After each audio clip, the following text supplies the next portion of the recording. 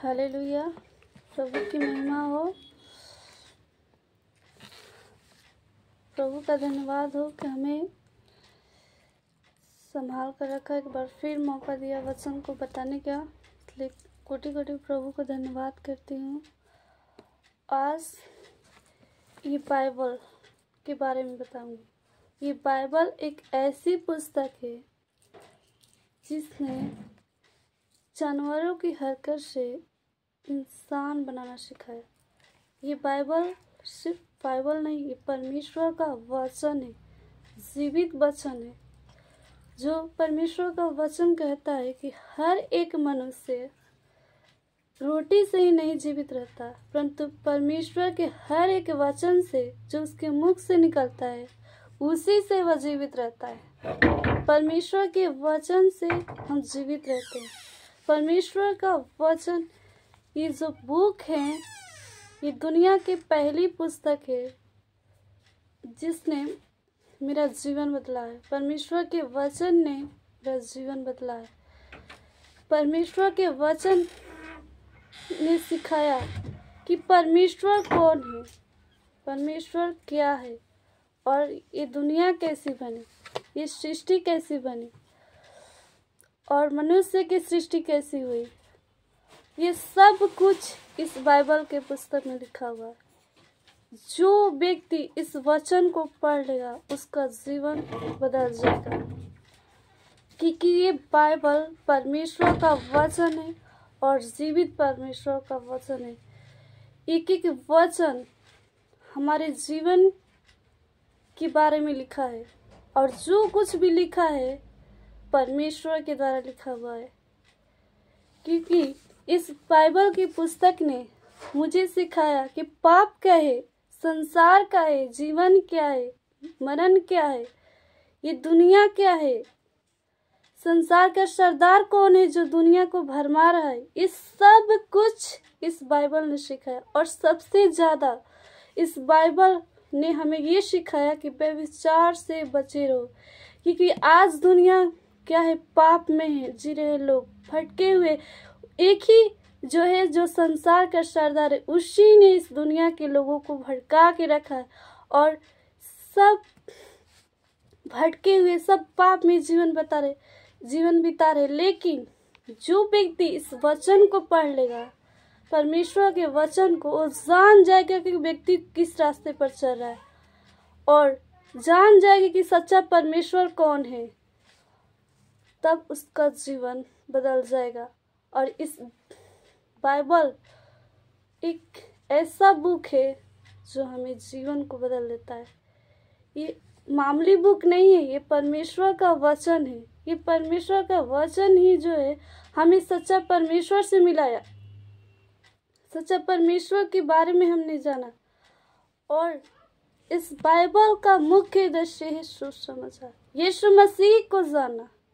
यीशु मसीह एक खुदा जीवित परमेश्वर है जो हमारे लिए मारा गया, गड़ा गया और तीसरे दिन जी उठा, और आज भी जीवित है, युगायुग जीवित है। और परमेश्वर ने हमें सब कुछ इस वचन के द्वारा हमें सिखाया कि पाप क्या है, संसार क्या है, जीवन क्या है।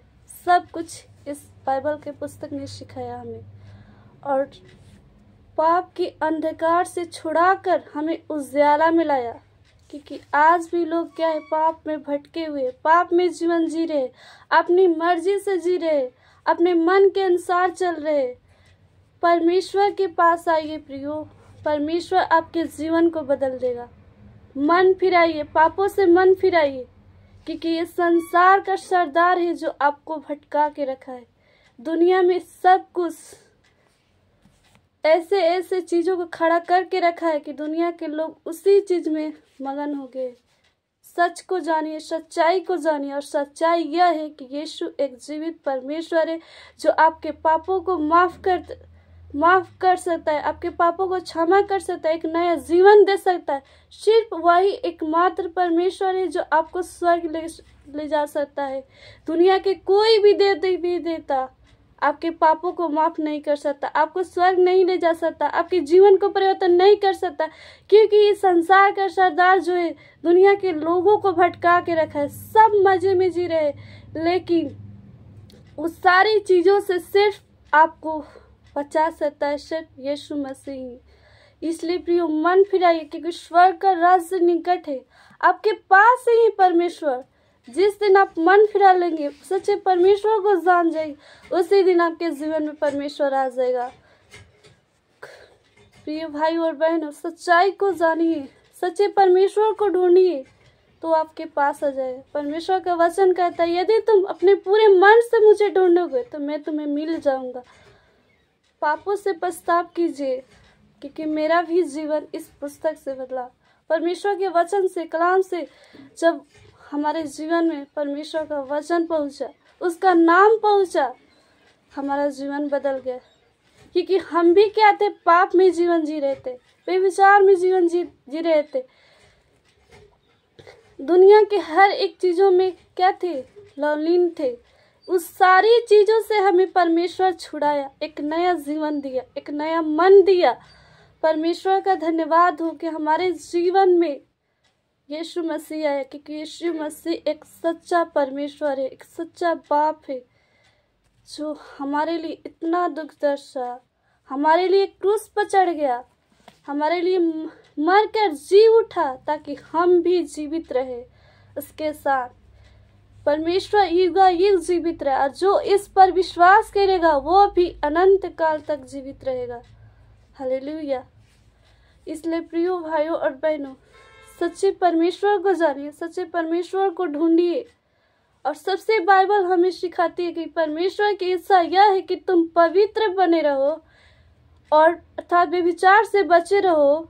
सबसे ज्यादा व्यभिचार से बचे रहो, पाप से बचे रहो, मूर्ति पूजा से बचे रहो। सबसे ज्यादा बाइबल इस पर जोर देती है, क्योंकि हमारा परमेश्वर पवित्र परमेश्वर है। हमें भी कितना पवित्र होना चाहिए, क्योंकि ये देह जो है परमेश्वर का मंदिर है, और ये देह परमेश्वर की महिमा के लिए बनाया गया है।